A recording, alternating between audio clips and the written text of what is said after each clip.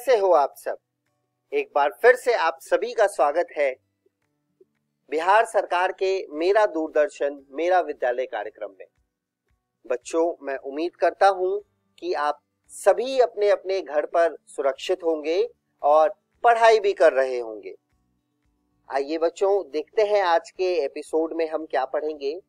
आज के एपिसोड में हम कक्षा 11 में गणित का एक नया पार्ट बायनोमियल थ्योरम को शुरू करने जा रहे हैं, जिसके बाद हम बायोलॉजी में मिनरल न्यूट्रिशन पार्ट को पढ़ेंगे। इसके बाद बच्चों हम कक्षा 12वीं में गणित में समाकलन पार्ट यानी इंटीग्रेशन को पढ़ेंगे और बायोलॉजी में molecular basis of inheritance part को और आगे पढ़ेंगे। तो चलिए बच्चों, शुरू करते हैं आज का एपिसोड। नमस्कार दोस्तों, आज हम पढ़ेंगे द्विपद प्रमेय भाग 1। तो चलिए शुरू करते हैं। इस वीडियो में हम पढ़ेंगे द्विपद प्रमेय की परिभाषा, पास्कल त्रिभुज तथा कुछ विशेष विधियां। द्विपद प्रमेय यानी दो पद। हम लोगों ने बचपन से ही पढ़ा है कि यदि a जमा b की घात 0 होगी तो वह 1 के बराबर होगा। उसी प्रकार a जमा b की घात 1 बराबर होगा a जमा b। उसी प्रकार a जमा b का स्क्वायर बराबर होगा a स्क्वायर जमा 2ab जमा b स्क्वायर। उसी प्रकार a जमा b क्यूब बराबर होगा a क्यूब जमा 3a स्क्वायर b जमा 3ab स्क्वायर जमा b क्यूब। अब यदि हमें a जमा b की घात 4 निकालना है तो वह हम a जमा b का स्क्वायर गुणा a जमा b का स्क्वायर करेंगे, तो वह बराबर होगा a की घात 4 जमा 4a क्यूब b जमा 6a स्क्वायर b स्क्वायर जमा 4ab क्यूब जमा b की घात 4। अब दोस्तों, आप यहाँ ध्यान से देखेंगे तो यह एक त्रिभुज की आकृति बना रहा है, जिसे हम आगे चलकर पढ़ेंगे और इसका नाम पास्कल त्रिभुज होगा। अब ध्यान दीजिए दोस्तों कि यदि जैसे जैसे हम a जमा b की घात बढ़ाते जा रहे हैं, कैलकुलेट करना मुश्किल होता जा रहा है, तो यदि हमें a जमा b की घात 5 का पता करना है या फिर a जमा b की घात 6 या उससे बड़ी घातों का पता करना है, तो वह हम कैसे करेंगे। तो दोस्तों, गणित में इसके लिए एक टेक्निक या तकनीक है जिसे हम बोलेंगे द्विपद प्रमेय यानी बायनोमियल थ्योरम। चलिए पास्कल त्रिभुज के बारे में पढ़ते हैं। जैसा कि आप इस आकृति में देख सकते हैं, पास्कल त्रिभुज के पहले और आखिरी अंक हमेशा 1 होगा और उनके बीच वाले अंक ऊपर के दो अंकों का योग होगा। उदाहरण के लिए यहाँ दूसरी पंक्ति में यानी दूसरी रो में 1 और 1 है, तीसरी पंक्ति में 1, 2 और 1 होंगे, तो ये तीसरी पंक्ति का 2 ऊपर की दो पंक्तियों का योग होगा। पास्कल त्रिभुज आगे ऐसे ही बढ़ता जाएगा। पास्कल त्रिकोण द्विपद गुणांकों को त्रिभुज के रूप में प्रस्तुत करने से बनता है। पश्चिमी जगत में इसका नाम फ्रांसीसी गणितज्ञ ब्लेस पास्कल के नाम पर रखा गया है। द्विपद प्रमेय का सूत्र: यदि x, a दो वास्तविक संख्याएं हैं तथा n और k दो सकारात्मक संख्याएं यानी पॉजिटिव नंबर्स हैं, तो सूत्र होगा x जमा a की घात n बराबर समेशन यानी योग k 0 से n तक n ck x की घात k गुणा a की घात n माइनस k, जहां n ck बराबर होगा n फैक्टोरियल भाग k फैक्टोरियल गुणा n माइनस के का होल फैक्टोरियल। n फैक्टोरियल बराबर होगा n गुणा n माइनस 1 गुणा n माइनस 2 गुणा तब तक जब तक ये 3, 2 और 1 के बराबर नहीं हो जाता। आगे पढ़ते हैं। x जमा y की घात n की सामान्य संख्या।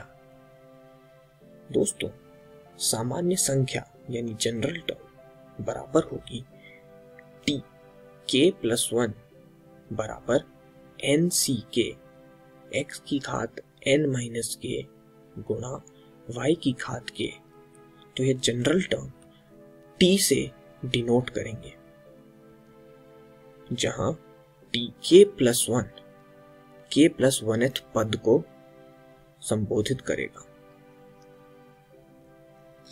अब यहां ध्यान देने वाली बात यह है कि n हमेशा ग्रेटर देन इक्वल टू यानी या तो बड़ा या उसके बराबर होगा।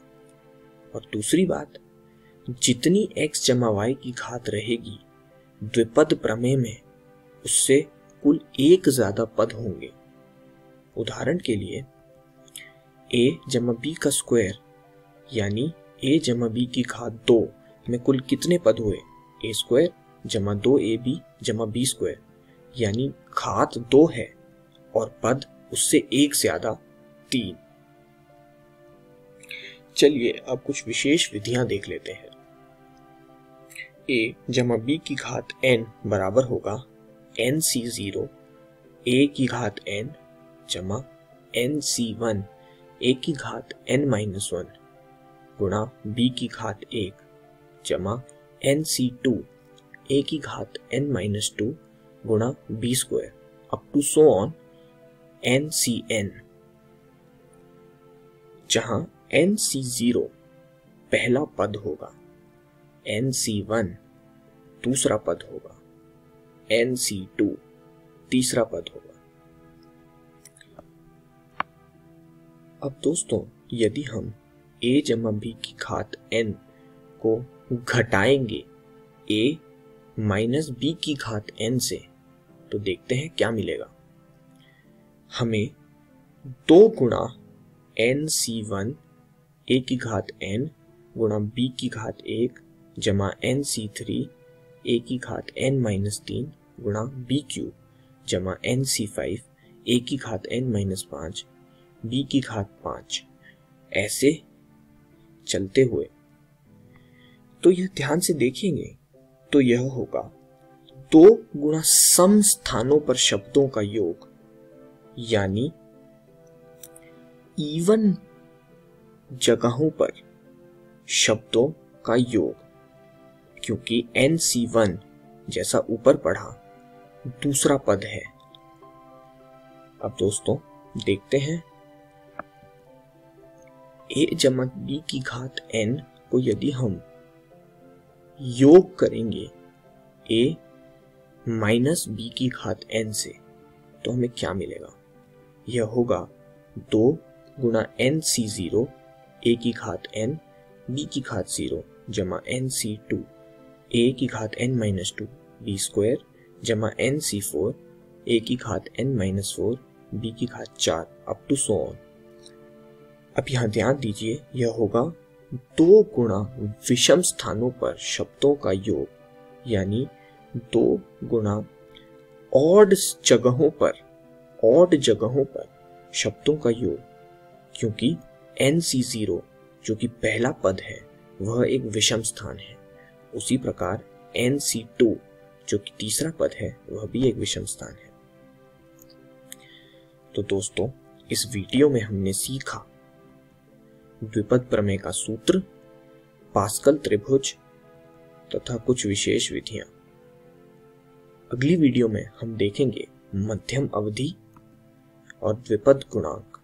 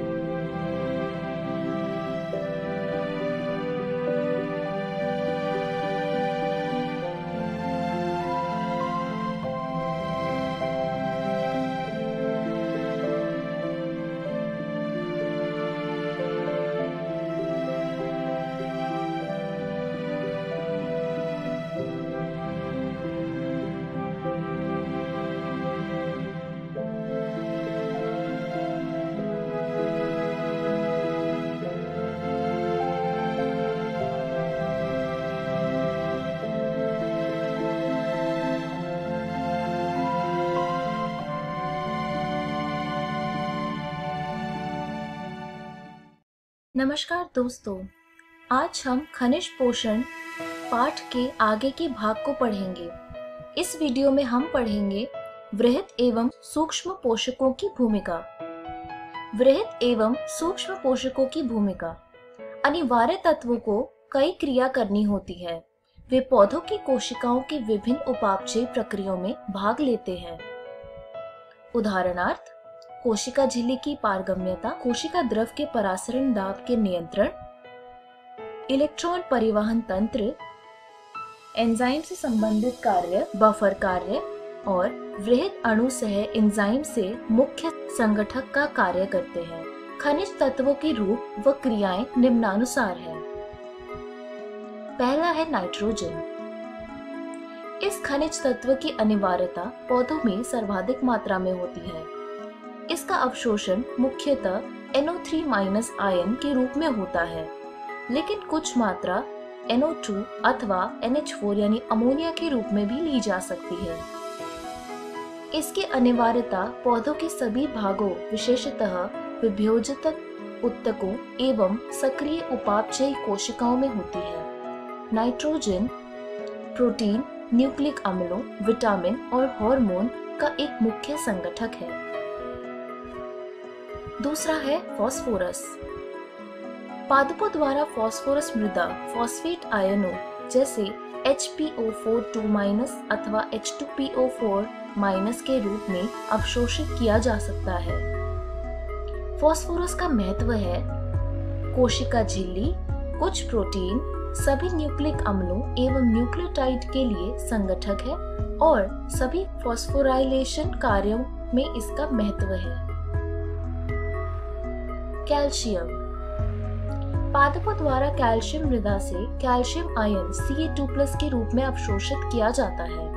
इसकी आवश्यकता विभोजक तथा विभेदित होते हुए उत्तकों को अधिक होती है। कोशिका विभाजन के दौरान कोशिका भित्ति के संश्लेषण में भी इसका उपयोग होता है। वो विशेष रूप से मध्य पट्टिका में कैल्शियम पेक्टेट के रूप में होती है। इसकी अनियमितता समसूत्री तुर्क निर्माण के दौरान भी होती है। ये पुरानी पत्तियों में एकत्रित हो जाता है। पोटेशियम। पादपों द्वारा पोटेशियम आयन K+ के रूप में अवशोषित किया जाता है। इसकी पौधों की विभोजक उत्तकों, कलिकाओं, पर्णों, मूल शीशों में अधिक मात्रा जरूरत होती है। पोटेशियम कोशिका घनायन ऋणायन संतुलन को निर्धारित करने में सहायक होता है। मैग्नीशियम। ये पादपों द्वारा द्वियोजी मैग्नीशियम आयन Mg2+ के रूप में अवशोषित होता है। यह प्रकाश संश्लेषण तथा श्वसन क्रिया के एंजाइम को सक्रियता प्रदान करता है तथा DNA तथा RNA के संश्लेषण में भी शामिल होता है। गंधक यानी सल्फर। पादप गंधक को सल्फेट SO4 के रूप में लेता है। ये सिस्टीन व मिथियोनिन नामक अमीनो अम्ल में पाया जाता है। लौह। पादप लौह को फेरक आयन Fe3+ के रूप में लेता है। यह फेरिडक्सिन और साइटोक्रोम जैसे प्रोटीन का भाग है जो इलेक्ट्रॉन के स्थानांतरण में संलग्न रहता है। इनका इलेक्ट्रॉन स्थानांतरण के समय Fe2+ से Fe3+ के रूप में विपरीत ऑक्सीकरण होता है। यह कैटलेज एंजाइम को सक्रिय कर देता है और पर्णहरित के निर्माण में ये अनिवार्य होता है। मैंगनीज। यह मैंगनीज आयन Mn2+ के रूप में अवशोषित किया जाता है। यह प्रकाश संश्लेषण, श्वसन तथा नाइट्रोजन उपापचय के अनेक एंजाइमों को सक्रिय कर देता है। जिंक। पादप जिंक को जिंक Zn2+ आयन के रूप में लेता है। यह विविध एंजाइमों, विशेषतः कार्बोक्सिलेज को सक्रिय करता है। तांबा। यह क्यूप्रिक आयन Cu2+ के रूप में अवशोषित होता है। यह पादपों के समग्र उपापचय के लिए अनिवार्य होता है। बोरॉन। ये BO3 अथवा B4072- आयन के रूप में अवशोषित होता है। इसकी अनिवार्यता इन कार्यों में होती है: Ca2+ को ग्रहण तथा उपयोग करने में, झिल्ली के कार्यशीलता व पराग अंकुरण, कोशिका दीर्घीकरण, कोशिका विभेदन, कार्बोहाइड्रेट के स्थानांतरण में ये उपयोगी होता है। मोलिब्डेनम को पादप MoO2 के रूप में लेते हैं। यह नाइट्रोजन उपापचय के अनेक एंजाइमों जैसे कि नाइट्रोजनेस और नाइट्रेट रिडक्टेज तथा कई अन्य एंजाइमों का घटक है। क्लोरीन, ये क्लोराइड आयन Cl- के रूप में अवशोषित किया जाता है। ये प्रकाश संश्लेषण में जल के विखंडन के लिए अनिवार्य है, जिससे ऑक्सीजन का निकास होता है। इस वीडियो में हमने सीखा वृहद एवं सूक्ष्म पोषकों की भूमिका। अगली वीडियो में हम पढ़ेंगे अनिवार्य तत्वों की अपर्याप्तता के लक्षण, सूक्ष्म पोषकों की आवश्यकता, तत्वों के अवशोषण की क्रियाविधि और मृदा अनिवार्य तत्व के भंडार के रूप में। धन्यवाद।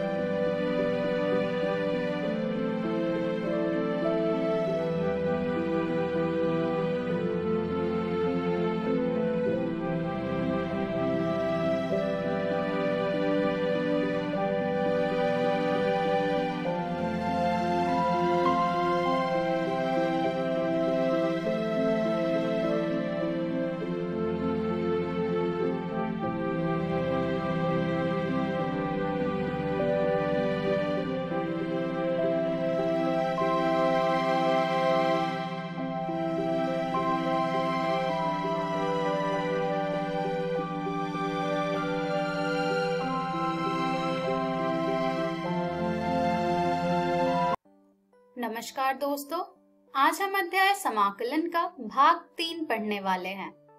हमने हमारी पिछली वीडियो में पढ़ा था प्रतिस्थापन द्वारा समाकलन विधि। आइए देखते हैं कि आज के इस वीडियो में हम क्या पढ़ेंगे। तो दोस्तों, आज के इस वीडियो में हम जानेंगे त्रिकोणमितीय सर्वसमीकाओं के उपयोग द्वारा समाकलन। तो चलिए आगे बढ़ते हैं और शुरू करते हैं हम हमारा आज का भाग। तो दोस्तों, जैसा कि आपको यह नाम से ही स्पष्ट हो रहा होगा कि इस वीडियो में हम समाकलन सीखेंगे त्रिकोणमितीय सर्वसमीकाओं के उपयोग से। तो आइए शुरुआत करते हैं इसकी एक उदाहरण से। हमारा सबसे पहला उदाहरण है समाकलन cos वर्ग x dx का। दोस्तों, इस प्रकार के समाकलन को हल करने के लिए सबसे पहले हमें ये ध्यान देना होता है कि क्या हम कोई ऐसी सर्वसमीका जानते हैं जिससे कि हम इसे आसान रूप से समाकलन ज्ञात कर पाएं। तो दोस्तों, इस प्रकार के प्रश्न में हमें सबसे पहले यह ध्यान देना होता है कि क्या हम कोई ऐसी सर्वसमीका जानते हैं जिससे कि हम दिए गए प्रश्न को आसान रूप में समाकलन ज्ञात कर पाएं। तो दोस्तों, अगर आपको याद होगा, एक ऐसी सर्वसमीका है जिससे कि हम cos वर्ग x को आसानी से लिख सकते हैं। वो सर्वसमीका है cos 2x बराबर 2 गुने cos वर्ग x घटा 1। यहाँ से दोस्तों हमें प्राप्त हो जाएगा cos वर्ग x बराबर 1 योग cos 2x बटे 2। अब हम इसका समाकलन आसानी से ज्ञात कर सकते हैं। तो चलिए अब हम cos वर्ग x के जगह पर 1 योग cos 2x बटे 2 प्रतिस्थापित करते हैं। जब हम cos वर्ग x dx के जगह पर प्रतिस्थापित करेंगे 1 योग cos 2x बटे 2 dx, तो यहाँ से जब हम समाकलन ज्ञात करना शुरू करेंगे तो हमें प्राप्त होगा 1 बटे 2 समाकलन 1 योग cos 2x dx। इसके बाद आप इसका समाकलन आसानी से ज्ञात कर पाएंगे। तो हमें प्राप्त होगा यहाँ से दोस्तों 1 बटे 2 समाकलन dx योग 1 बटे 2 समाकलन cos 2x dx। इसके बाद dx का समाकलन जैसे कि आप सब जानते हैं होता है x और cos 2x का समाकलन होता है sin 2x बटे 2। तो यहाँ से हमें प्राप्त हो रहा है 1/2x योग 1/2 sin 2x बटे 2 योग c, जिसे हम और हल करेंगे तो हमें यहाँ से प्राप्त हो जाएगा x/2 योग sin 2x बटे 4 योग c। तो दोस्तों इस उदाहरण से आपने देखा कि किस तरह हम त्रिकोणमितीय सर्वसमीका का प्रयोग करके समाकलन ज्ञात करते हैं। आइए इस तरह के कुछ और उदाहरण देखते हैं। हमारा अगला प्रश्न है sin घन x dx का समाकलन ज्ञात करना। तो आइए देखते हैं कि इस प्रकार के प्रश्न को हम कैसे हल करेंगे। तो दोस्तों sin घन x, जैसा कि अगर आपको याद होगा तो इस प्रकार की भी एक सर्वसमीका आपको याद होगी, जो कि होती है sin 3x बराबर 3 गुने sin x घटा 4 गुने sin घन x। यहाँ से आपको sin घन x का मान प्राप्त हो जाएगा, जो कि आ जाएगा 3 गुने sin x घटा sin 3x बटे 4। अब जब हम sin घन x के जगह पर इस मान को प्रतिस्थापित करेंगे तो इसका समाकलन ज्ञात करना हमारे लिए बहुत ही आसान हो जाएगा। तो आइए बढ़ते हैं इस चरण की ओर। जब हम sin घन x के जगह पर यह मान प्रतिस्थापित करते हैं तो हमें प्राप्त होता है 3 sin x घटा sin 3x बटे 4 dx। इसके बाद जब हम इसे अलग अलग करेंगे तो हमें यहाँ से प्राप्त हो जाएगा समाकलन 3 sin x बटे 4 घटा sin 3x बटे 4 पूरे का dx, जिसे हम अब अलग अलग करके समाकलन ज्ञात करेंगे। जब हम इसे अलग करेंगे तो हमें प्राप्त हो जाएगा समाकलन 3 sin x बटे 4 dx घटा समाकलन sin 3x बटे 4 dx। यहाँ पर 3/4 पहले वाले समाकलन में हमारा अचर संख्या है, जो कि बाहर आ जाएगी। तो यहाँ से हमें प्राप्त हो जाएगा 3/4 समाकलन sin x dx घटा दूसरे वाले समाकलन में हमारा 1/4 अचर संख्या है, जो कि बाहर आ जाएगा। तो हमें प्राप्त हो जाएगा 1/4 समाकलन sin 3x dx, जिसे हम अब समाकलन ज्ञात करेंगे तो हमें यहाँ से प्राप्त हो जाएगा 3/4 गुने घटा cos x योग 1/4 cos 3x बटे 3 योग c। तो दोस्तों आपने इस उदाहरण में भी देखा कि किस प्रकार से हम sin घन x dx का समाकलन ज्ञात करते हैं सर्वसमीका का प्रयोग करके, जिससे कि हमें प्राप्त हुआ है उसका समाकलन 3/4 घटा cos x योग 1/4 cos 3x बटे 3 योग c, जिसे हम और हल करेंगे तो हमें यहाँ से प्राप्त हो जाएगा घटा 3/4 cos x योग 1/12 cos 3x योग c। चलिए दोस्तों अब हम बढ़ते हैं हमारे अगले उदाहरण की ओर, जो कि है समाकलन ज्ञात करना sin x sin 2x sin 3x dx का।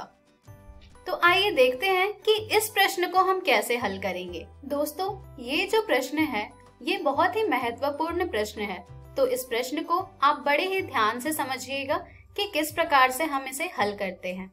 दोस्तों यहाँ पर हमारा जो सबसे पहला चरण होगा वो होगा कि sin a sin b का सूत्र याद रखना। sin a sin b का सूत्र जैसा कि आप सब जानते हैं बराबर होगा 1/2 गुने cos a घटा b घटा cos a योग b। यहाँ पर हम इस सूत्र का प्रयोग करेंगे और फिर समाकलन ज्ञात करेंगे। तो जब आप इस सूत्र का प्रयोग करेंगे इस प्रश्न में तो आपको प्राप्त हो जाएगा समाकलन sin x sin 2x sin 3x dx बराबर समाकलन sin x गुने 1/2 cos 2x घटा 3x घटा cos 2x योग 3x पूरे का dx।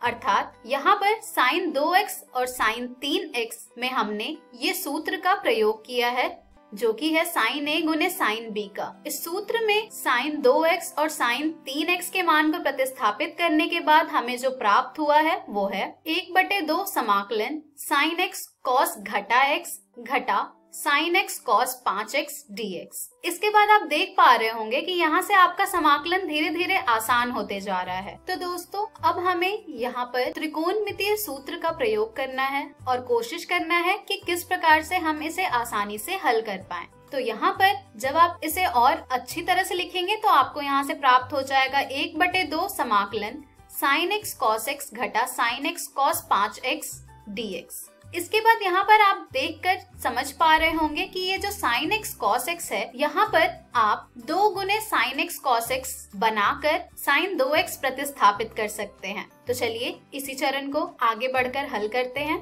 तो यहाँ से हमें प्राप्त हो जाएगा 1/2 समाकलन 2/2 sin x cos x घटा sin x cos 5x dx। यहाँ से जब हम इसे पुनः हल करेंगे तो हमें प्राप्त हो जाएगा 1/2 समाकलन 2 sin x cos x बटे 2 घटा sin x cos 5x dx। तो दोस्तों यहाँ पर अब हमारे पास आ गया है 2 गुने sin x cos x, जहाँ पर हम अब sin 2x प्रतिस्थापित करेंगे। तो यहाँ से हमें प्राप्त हो जाएगा 1/2 समाकलन sin 2x बटे 2 घटा sin x cos 5x dx। इसके बाद हमारे पास जो समाकलन आया है वो है 1/2 पूरे का समाकलन sin 2x बटे 2 dx घटा समाकलन sin x cos 5x dx। चलिए अब हम एक एक करके इन दोनों का समाकलन ज्ञात करेंगे। जब हम इसका समाकलन ज्ञात करेंगे तो यहाँ पर हमें प्राप्त होगा कि ये जो sin x cos 5x है, इसे भी हम सूत्र में लिख सकते हैं, जो कि होता है 2 गुने sin a cos b बराबर sin a योग b योग sin a घटा b।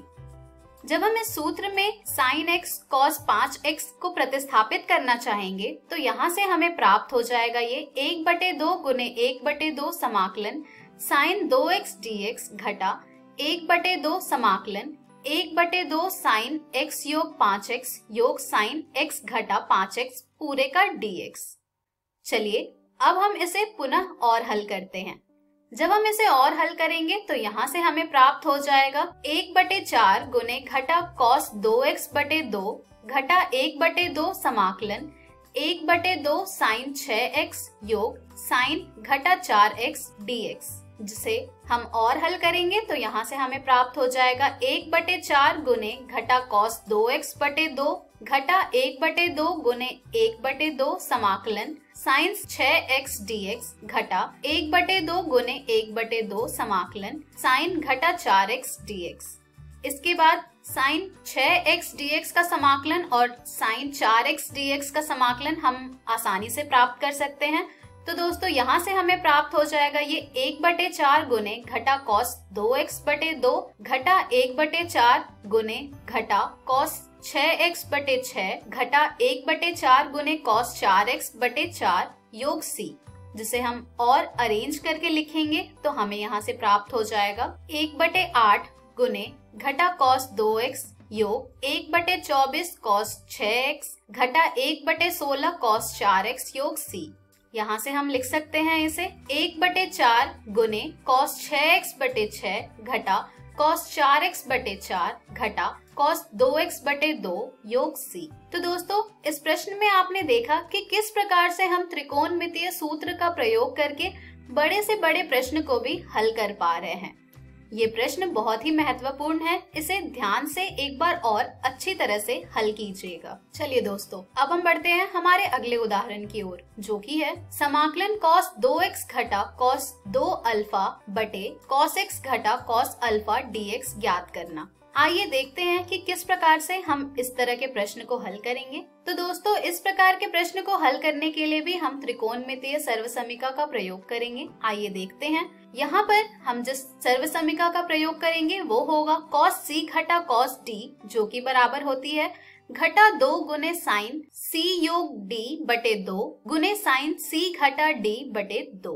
चलिए अब हम इस सर्वसमीका का प्रयोग करके cos 2x घटा cos 2 अल्फा का मान प्राप्त करते हैं। जब हम इस सर्वसमीका का प्रयोग करके मान प्राप्त करेंगे तो हमें यहाँ से ये प्राप्त हो जाएगा घटा 2 sin 2x योग 2 अल्फा बटे 2 गुने sin 2x घटा 2 अल्फा बटे 2 बटे घटा 2 sin x योग अल्फा बटे 2 गुने sin x घटा अल्फा बटे 2। तो दोस्तों इस प्रकार से हमने सर्वसमीका का प्रयोग करके cos 2x घटा cos 2 अल्फा बटे cos x घटा cos अल्फा का मान प्राप्त किया। चलिए इसे और हल करते हैं। जब हम इसे और हल करेंगे तो हमें यहाँ से ये प्राप्त हो जाएगा sin x योग अल्फा गुने sin x घटा अल्फा बटे sin x योग अल्फा बटे 2 गुने sin x घटा अल्फा बटे 2।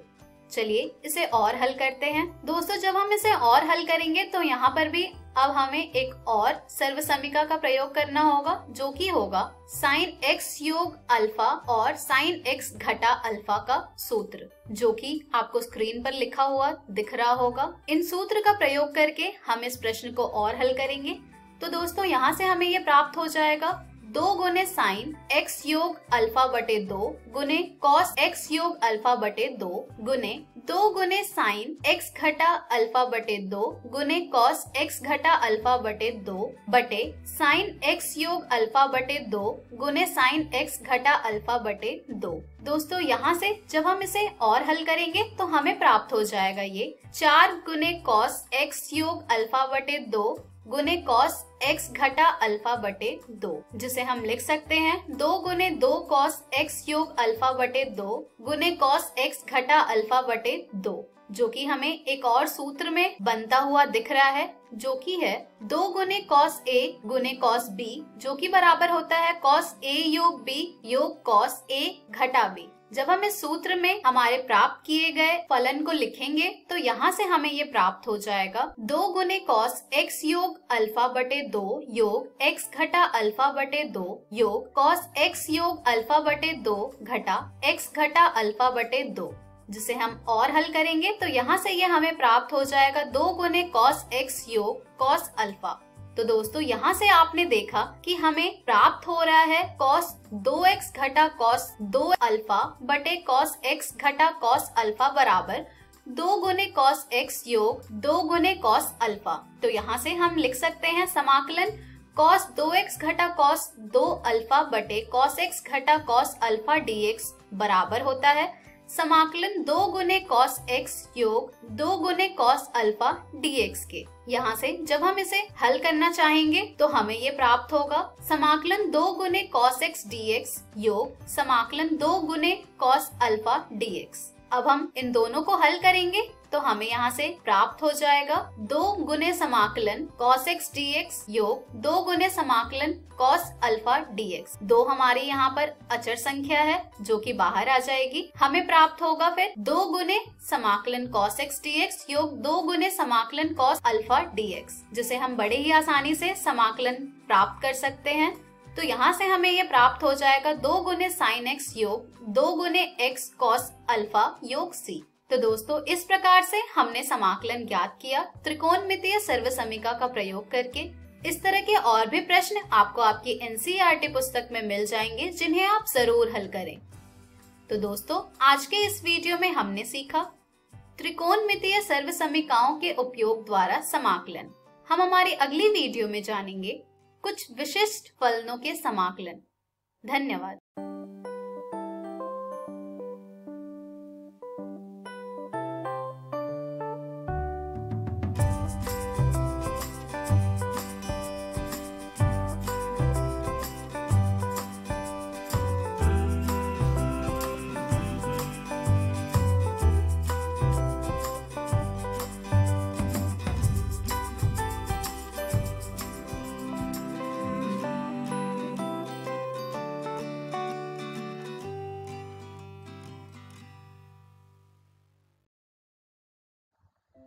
हेलो दोस्तों, जीव विज्ञान की इस वीडियो में आपका स्वागत है। आज भी हम आपका अध्याय वंशागति के आणविक आधार को जारी रखेंगे। पिछली वीडियो में हमने डीएनए कुंडली की पैकेजिंग, आनुवंशिक पदार्थ की खोज और आनुवंशिक पदार्थ के गुणों को समझा था। इस वीडियो में हम आरएनए संसार और डीएनए प्रतिकृति को समझेंगे। तो चलिए शुरू करते हैं। अब दोस्तों इससे पिछले वीडियो में हमने इस महत्वपूर्ण संरचना डीएनए के बारे में पढ़ा था। आरएनए इससे काफी अलग है, क्योंकि आरएनए में एडेनिन यूरेसिल के साथ जुड़ता है, ना कि थायमीन के साथ, और इसमें राइबोज शर्करा होती है। आइए अब इस आरएनए की कुछ और महत्वपूर्ण बातें समझते हैं। आरएनए का मतलब है राइबोन्यूक्लिक अम्ल, और यह पहला आनुवंशिक पदार्थ था। और दोस्तों जीवन के आवश्यक प्रक्रमों जैसे कि उपापचयी स्थानांतरण और संबंधन जैसी प्रक्रियाओं का विकास आरएनए से हुआ है। आरएनए आनुवंशिक पदार्थ के साथ साथ एक उत्प्रेरक भी है। उत्प्रेरक को हम कैटलिस्ट भी कहते हैं। तो हम कह सकते हैं कि आरएनए और डीएनए दोनों ही किसी भी जीव के लिए बहुत महत्वपूर्ण है। आइए दोस्तों अब आगे बढ़ते हैं और डीएनए प्रतिकृति यानी कि डीएनए रेप्लिकेशन को समझते हैं। डीएनए प्रतिकृति वह प्रक्रिया है जिसके द्वारा डीएनए कोशिका विभाजन के दौरान स्वयं की प्रतिकृति बनाता है। और दोस्तों आप सभी को एक और बात याद रखनी है कि जो डीएनए प्रतिकृति है ये अर्ध संरक्षी यानी कि सेमी कंजर्वेटिव होती है, जिसका मतलब है कि जब डीएनए का अणु बनेगा तो उसमें एक पैतृक और एक नई निर्मित लड़ी रज्जुक होता है। इसके बारे में हम आगे इस वीडियो में और जानेंगे। आइए दोस्तों अब मेसल्सन स्टॉल प्रयोग को समझ लेते हैं। मैथ्यू मेसल्सन और फ्रैंकलिन स्टॉल ने एक प्रयोग किया था जो कि इसने ये बताया कि डीएनए अर्ध संरक्षी है। ये प्रयोग नाइट्रोजन के N15 और N14 आइसोटोप्स के घनत्व पर आधारित है, जिसमें कि जो N15 आइसोटोप वाला नाइट्रोजन है उसका ज्यादा घनत्व है। आइए दोस्तों अब जान लेते हैं कि इस प्रयोग में इन्होंने क्या किया था। इस प्रयोग में बैक्टीरिया को कई पीढ़ियों के लिए N15 वाले मीडियम में विकसित किया गया था। इसकी वजह से जो डीएनए इन कोशिकाओं में था उसमें N15 नाइट्रोजन आ गई थी।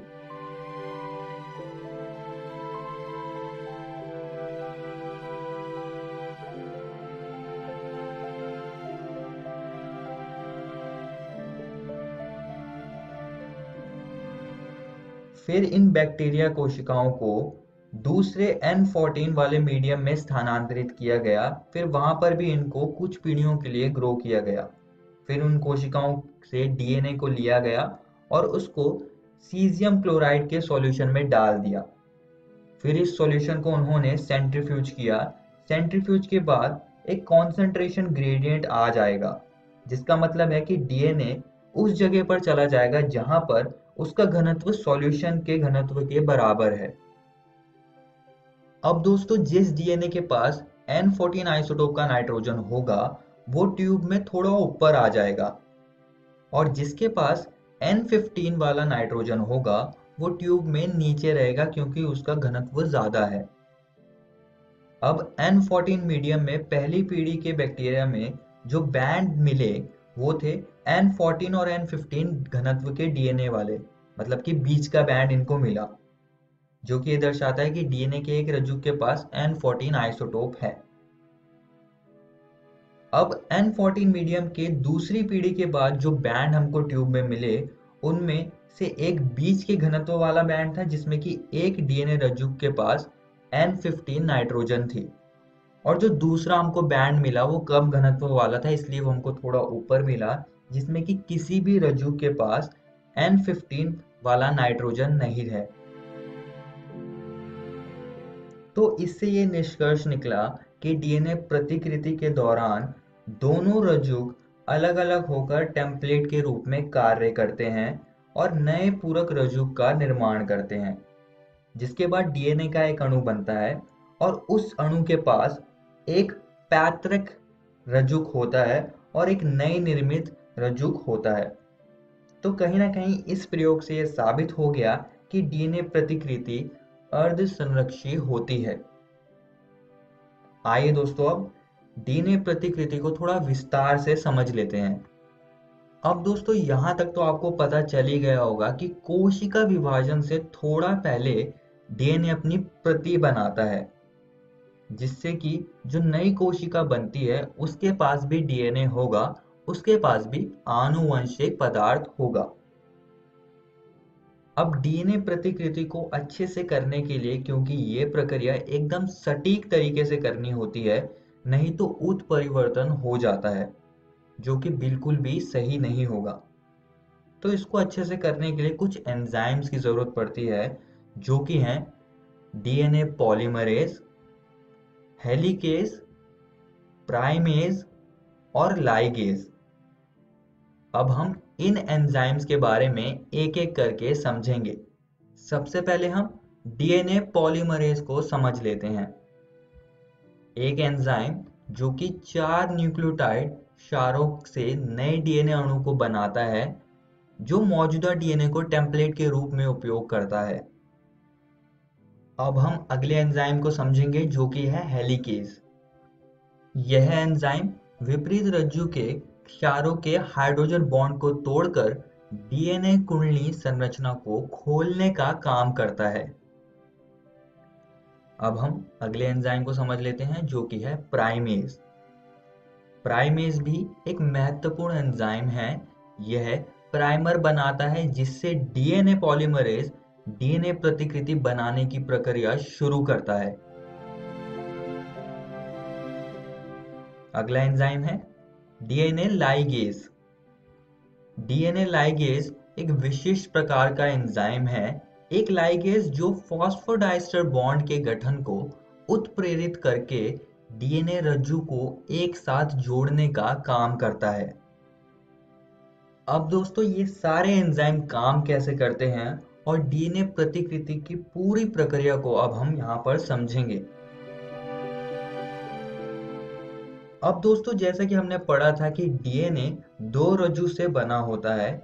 ये द्विकुंडली संरचना है, जैसे कि आप यहाँ पर देख सकते हैं। इनमें नाइट्रोजनी क्षार होते हैं, जो कि ए, सी, जी और टी से दिखाए हुए हैं। अब दोस्तों, क्षार युग्मन एक दूसरे के पूरक हैं, जिसका मतलब है कि अगर एक रज्जु में ए है तो दूसरे में टी होगा, और ऐसे ही सी और जी के साथ होता है। और इसके पास एक 5 प्राइम किनारा होता है और दूसरी ओर 3 प्राइम किनारा होता है। ऐसे ही दूसरी रज्जु के साथ भी होता है। सबसे पहले दोस्तों, दोनों रज्जु को हेलिकेज एंजाइम की मदद से अलग अलग किया जाता है। इससे रेप्लिकेशन फोक बनता है।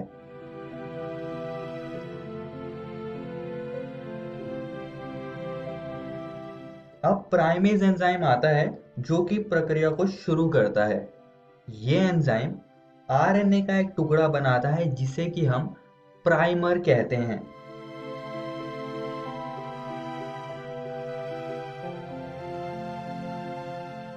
इस प्राइमर की वजह से डीएनए पॉलीमरेज आकर यहाँ पर चिपक जाता है, जो कि नए डीएनए रज्जु का निर्माण करेगा।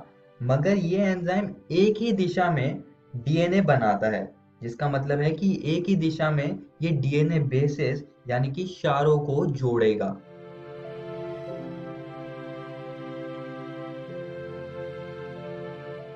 इसे हम लीडिंग स्ट्रैंड कहते हैं, यानी कि लीडिंग रज्जु कहते हैं, क्योंकि ये लगातार बनती है। दूसरी ओर लैगिंग रज्जु लगातार नहीं बनता है, क्योंकि ये विपरीत दिशा में चल रहा होता है। ये छोटे छोटे खंडों को बनाता है, जिन्हें हम ओकाज़ाकी फ्रैगमेंट्स कहते हैं। और यहाँ पर भी सेम ही तरीके से काम होगा। पहले प्राइमेज एंजाइम आएगा, जो कि प्राइमर को बनाएगा। फिर डीएनए पॉलीमरेज आएगा और वो प्रक्रिया को शुरू करेगा। ऐसे ऐसे करके ओकाज़ाकी फ्रैगमेंट्स बनेंगे।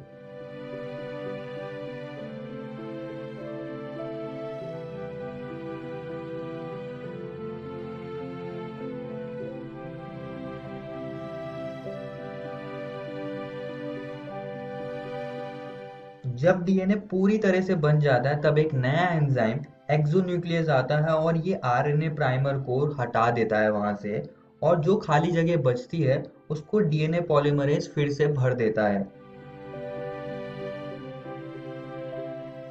बाद में फिर डीएनए लाइगेज आता है और डीएनए रज्जु को एक साथ जोड़ देता है, और ऐसे ही डीएनए प्रतिकृति का पूरी प्रक्रिया हो जाती है। अब डीएनए प्रतिकृति अर्ध संरक्षित होती है, जिसका मतलब है कि इसके पास एक पुराना रज्जुक होगा और एक नया रज्जुक होगा, पुराना रज्जु को हम पैतृक रज्जु कहते हैं। तो ये चीज आप सभी को याद रखनी है। इस वीडियो में हमने आरएनए के बारे में पढ़ा, हमने कुछ एंजाइम्स के बारे में बात करी जो कि डीएनए रेप्लिकेशन यानी कि डीएनए प्रतिकृति में कैसे काम आते हैं उसको हमने देखा, और हमने डीएनए प्रतिकृति की पूरी प्रक्रिया को समझा। और दोस्तों, मैं आप सभी को एक और बात बताना चाहता हूं कि आज हमने आपकी एनसीईआरटी किताब के ये 2 टॉपिक्स को खत्म कर लिया है। आप इनको जरूर घर से किताब से पढ़कर आइएगा। अगली वीडियो में हम अनुलेखन को समझेंगे, जिसको हम अंग्रेजी में ट्रांसक्रिप्शन कहते हैं। धन्यवाद।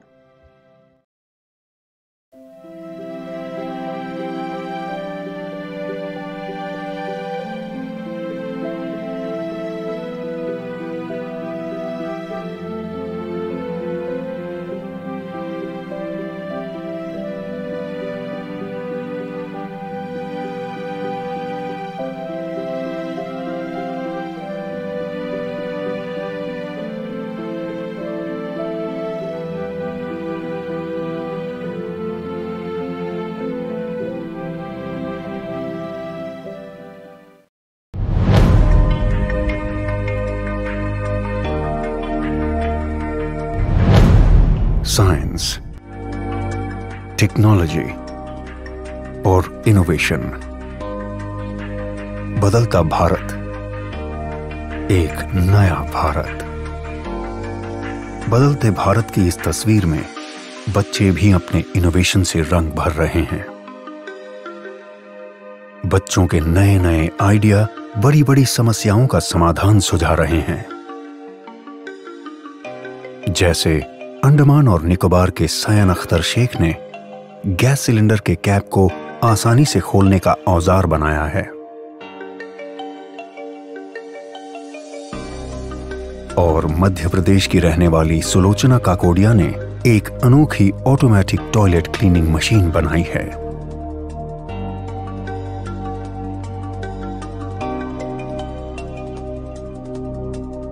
भारत सरकार का विज्ञान एवं प्रौद्योगिकी विभाग डीएसटी और राष्ट्रीय नव प्रवर्तन प्रतिष्ठान भारत एनआईएफ ऐसे ही लाखों नन्हे इनोवेटर्स को देश भर से ढूंढने का प्रयास कर रहे हैं।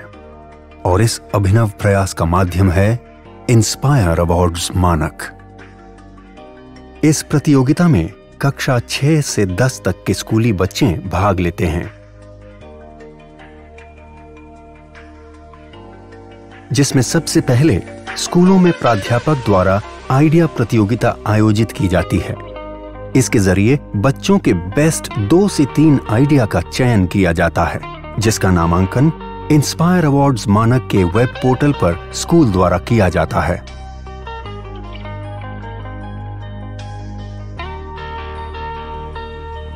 प्रतियोगिता में देश भर से लाखों विचारों को एकत्र किया जाता है।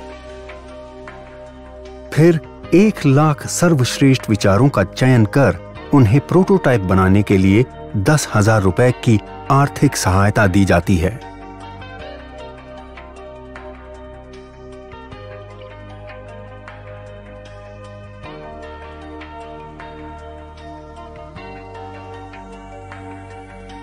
और बच्चों को जिला स्तरीय प्रतियोगिता में भाग लेने का अवसर मिलता है।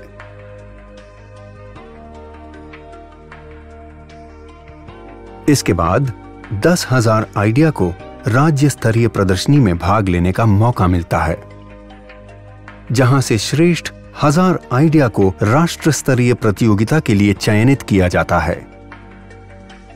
इन आइडिया के प्रोटोटाइप को बेहतर बनाने के लिए एनआईएफ देश के विभिन्न तकनीकी संस्थानों के सहयोग से मेंटरिंग वर्कशॉप के जरिए विद्यार्थियों को मदद और तकनीकी सलाह उपलब्ध कराता है।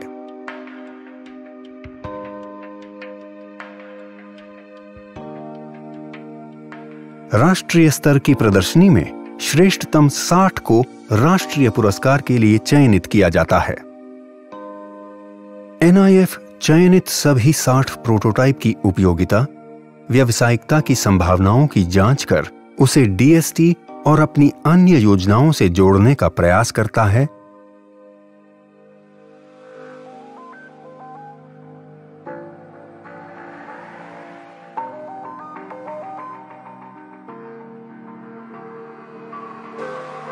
तथा वार्षिक festival of innovation and entrepreneurship में उनकी प्रतिभागिता कराता है।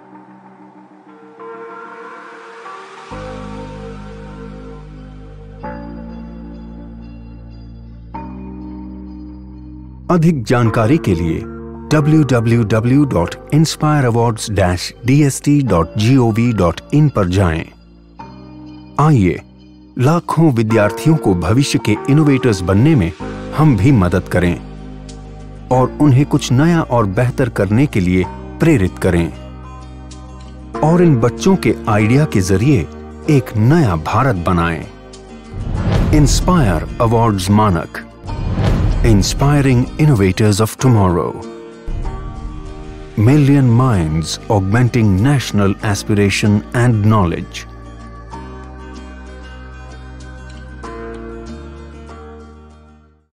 आशा करता हूं कि आज के एपिसोड में जो भी पाठ आपको पढ़ाया गया हो आप उसे अच्छे से समझ पाए होंगे। यदि कोई सवाल आपके मन में आया हो तो उसे उन्नयन ऐप पर आप पोस्ट करके अपने जवाब को जान सकते हैं या फिर आप हमें ईमेल भी कर सकते हैं स्क्रीन पर दिए गए ईमेल आईडी पे। एक आवश्यक सूचना, यह वीडियो बीईपीसी की वेबसाइट पर भी उपलब्ध है। वेबसाइट नोट कर लीजिए बच्चों, www.bepcssa.in। जब आप इस वेबसाइट पर जाएंगे तो डिजिटल लर्निंग वाले सेक्शन में जाकर आप इस वीडियो को देख सकते हैं। मिलते हैं बच्चों अगले एपिसोड में कुछ और रोचक पाठ के साथ। तब तक के लिए घर में रहिए, सुरक्षित रहिए और पढ़ते रहिए। बाय बाय बच्चों।